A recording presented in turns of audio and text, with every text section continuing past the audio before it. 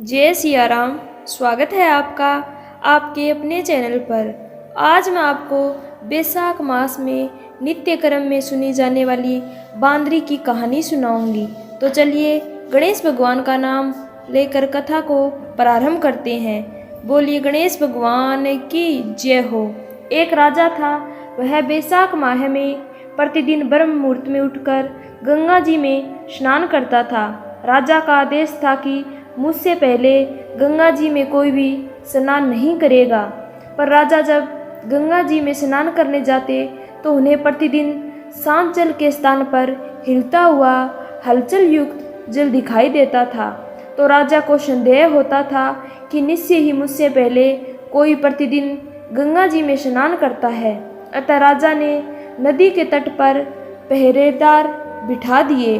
गंगा जी के तट पर एक वृक्ष था। उस पर एक बंदरिया रहती थी। वह प्रतिदिन राजा के स्नान करने से पूर्व स्नान करके वृक्ष पर चढ़कर बैठ जाती थी। इस प्रकार होते होते पूरा बैसाख माह व्यतीत हो गया। किंतु अंतिम दिन राजा के सिपाही ने देख लिया और उस बंदरिया को पकड़कर राजा के पास ले गए और कहा कि यह बंदरिया आपसे पूर्व प्रतिदिन गंगा जी में स्नान करती है। उधर राजा की प्रतिज्ञा थी कि यदि कोई भी स्त्री मुझसे पूर्व स्नान करती होगी तो मैं उससे विवाह कर लूँगा। इसलिए राजा को बांदरी के साथ विवाह करना ही पड़ा। बैसाख स्नान के पुण्य से बंदरी के गर्भ ठहर गया और 9 मास पूर्ण होने पर बंदरी ने राजा से पूछा कि शिशु के जन्म के समय मुझे क्या करना चाहिए। तब राजा ने महल में घंटी लगवा दी और बंदरी से कहा कि जब तुम्हें दर्द हो तो उसे बजा देना, मैं संपूर्ण प्रबंध कर दूंगा। राजा की अन्य रानियां भी थी किंतु उनके कोई संतान नहीं थी। बांदरी को गर्भ है यह समाचार जानकर अन्य रानियां मन ही मन बांदरी से ईर्ष्या करने लगी और भावी संतान का नाश करने हेतु विभिन्न योजनाएं बनाने लगी। घंटी लगी देखकर एक रानी ने बांदरी से कहा और इसका कारण पूछा। बांदरी ने संपूर्ण वरदान बता दिया। रानी ने बहलाया कि एक बार घंटी बजाकर देख लो कि राजा जी आते हैं या नहीं। बंदरी ने घंटी बजाई तो राजा दौड़ता दौड़ता महल में आया और घंटी बजाने का कारण पूछा। इस पर बांदरी ने उत्तर दिया कि मैंने तो रानियों के कहने पर घंटी बजाई थी। तब रानियों ने राजा से कहा कि यह तो पशु और न जाने कितनी बार घंटी बजाएगी। इस प्रकार इसके कहने पर घंटी को मत लगाए और घंटी को हटवा दिया। कुछ दिनों बाद बंदरी के शिशु जन्म का समय आया तो उसने अन्य रानियों से पूछा कि मैं क्या करूं। तब रानी ने कहा कि तुम आँखों पर पट्टी बांधकर सो जाओ। बांदरी ने बैसाख माह के स्नान के पुण्य प्रताप के रूप में एक सुंदर पुत्र को प्राप्त किया। शिशु के जन्म होते ही उसके रोने से पूर्व ही रानियों ने उसे एक टोकरी में रखकर दासी को दे दिया और आदेश दिया कि इसे नदी में बहाकर आओ और उस शिशु के स्थान पर एक पत्थर रख दिया। पर रानी ने राजा को भी कहला दिया कि बंदरिया ने एक पत्थर को जन्म दिया है। राजा ने सुना तो उन्हें भी संतोष कर लिया कि जब दूसरी रानियों के संतान नहीं हुई है तो यह तो बंदरी है, इससे क्या संतान होगी। उधर दासी ने उसे सुंदर शिशु को नदी में न बहाकर कुम्हार के खद्दड़ में रख दिया। दूसरे दिन कुम्हारिन खद्दड़ में आए तो वहाँ एक सुंदर शिशु को रोते हुए देखा। कुम्हारिन भी निसंतान थे। उन्होंने उस शिशु को अपने लिए भेजी गई भगवान की भेंट मान और बड़े प्रेम से शिशु का पालन पोषण करने लगे। कुछ बड़ा होने पर बालक को यह ज्ञात हुआ कि वह रानी बांदरी का पुत्र है जिसको रानियों ने मरवाना चाहा था।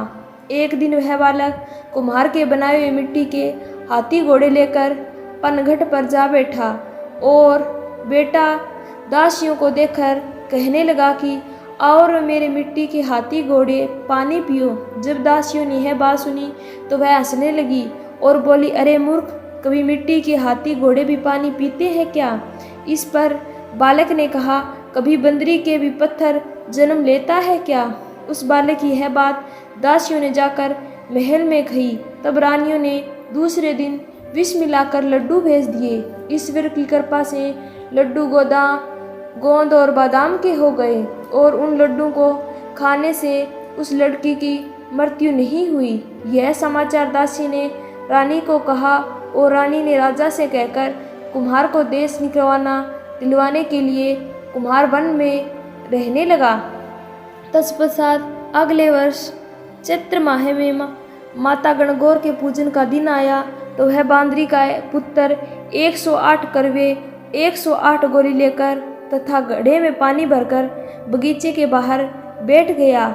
उधर राजा की ओर साहूकार की पुत्रियां गणगौर बनाने के लिए मिट्टी लेने के लिए आई तथा बगीचे में खेलने व झूलने लगी। इस कारण कुछ समय बाद उन्हें प्यास लगी। तब उन्होंने उस बंदरी के पुत्र से जल पिलाने के लिए कहा तो उस बालक ने उत्तर दिया कि मेरे पास एक गोली है, उसे खाते जाओ, मेरी चारों ओर फेरी लगाते जाओ, तब मैं तुम्हें जल पिलाऊंगा। इस पर महल पहले तो कन्याओं ने मना कर दिया, किंतु प्यास तीव्र होने के कारण मान गई। इस प्रकार गोली खाने और उस युवक के साथ फेरे लेने से वह गर्भवती हो गई। बाद में जब उन्हें माता पिता को यह ज्ञात हुआ तो वह सभी कुमार के पास गए और संपूर्ण वरदान सुनाया तथा कहा कि तेरे पुत्र ने हमारी कन्याओं से विवाह किया है, अब तुम इन्हें अपने पास रखना होगा। तब कुम्हार ने निर्धन होने के कारण असमर्थता व्यक्त की। 2 कन्याओं के माता पिता ने बहुत सारा धन देकर अपनी कन्याओं को कुम्हार के घर विदा किया और कुम्हार के 108 बहुएं आ गईं और कालांतर में उनके 108 ही पोते हो गए। कुम्हार ने समस्त नगरी को भोजन हेतु निमंत्रण दिया और राजा को भी बुला दिया। राजा ने यहाँ से रानी बंदरी के अतिरिक्त सब भोजन हेतु पधारे। तब राजकुमार राजा की आज्ञा लेकर बंदरी को लेने रथ पालकी लेकर गया और लाकर सभा में सबसे ऊंचे स्वर्ण आसन पर बिठाया। राजकुमार ने अपनी सभी पत्नियों को समझा दिया था कि बांदरी मुझे जन्म देने वाली माता है। एक एक बहुरानी बांदरी के चरण स्पर्श करती हुई एक एक सोने का सिक्का और पोते को गोद में देती गई। जब राजा और अन्य रानियों ने सब देखा तो कुमार के पुत्र ने इसका कारण पूछा।